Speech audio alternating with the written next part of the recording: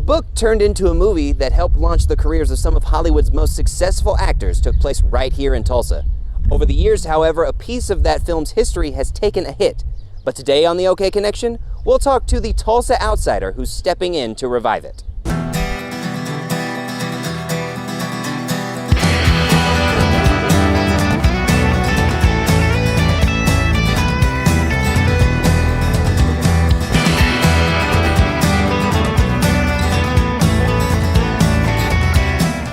Tom Cruise, Patrick Swayze, Rob Lowe, Francis Ford Coppola. They aren't Oklahomans, but back in 1983, they and many other big Hollywood names made their mark on this house right here.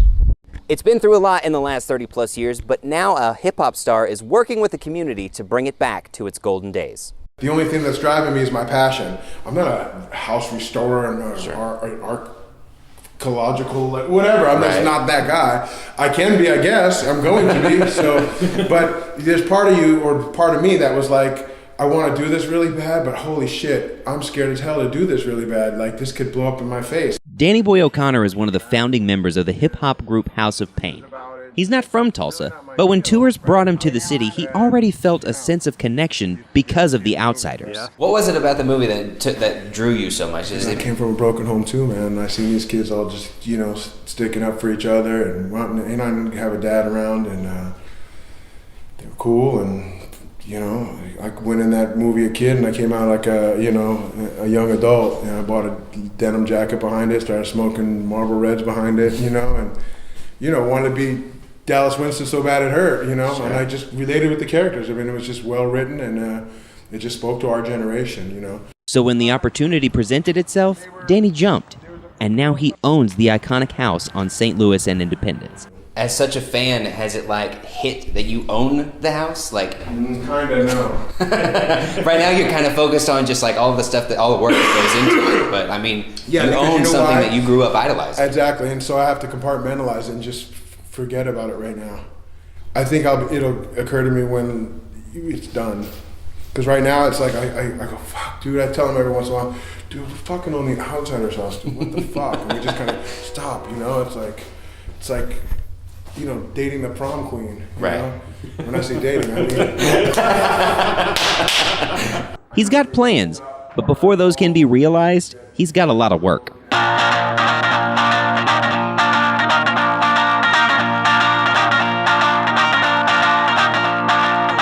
o'clock and it's time to go.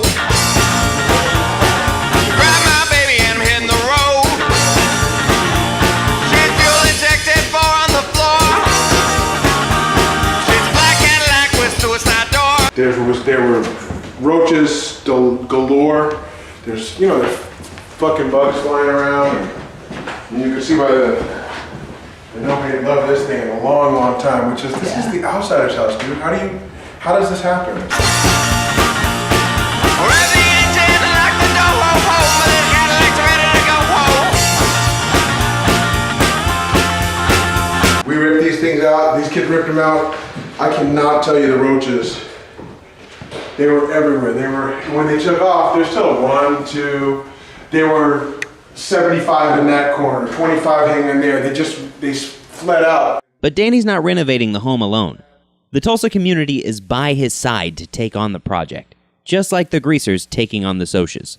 I put my money where my mouth is, and I put it, I followed my heart, and it brought me to Tulsa. And so I'm just looking forward to, getting all the right people at the table. So far, plumbers have called us, electricians have called us, masons have called us, roofing guys have called us, pest control has called us. The local community has come together like I've never seen before. And I'm not shitting on LA or New York. Right. That's where I'm born in New York, raised in LA. I go back and forth all the time, and I'm sure people have kind hearts everywhere, but this is uncanny. So all the hard work going into the home and the money, $75,000, $100,000 is going to take to do this thing right, to get it on the right foundation, clean it all out, to restore it, to stage these 2 rooms like the movie, to add the collection, to frame the collection, and showcase the collection, to glass case the collection. There's no kitchen, there's no bathroom, it all needs to get ripped out, AC, heat, all that stuff. So it's going to take a lot of work and a lot of money, but I'm willing to do it. And, again, I've been met with nothing but, high fives and high praise. So I think it's long overdue.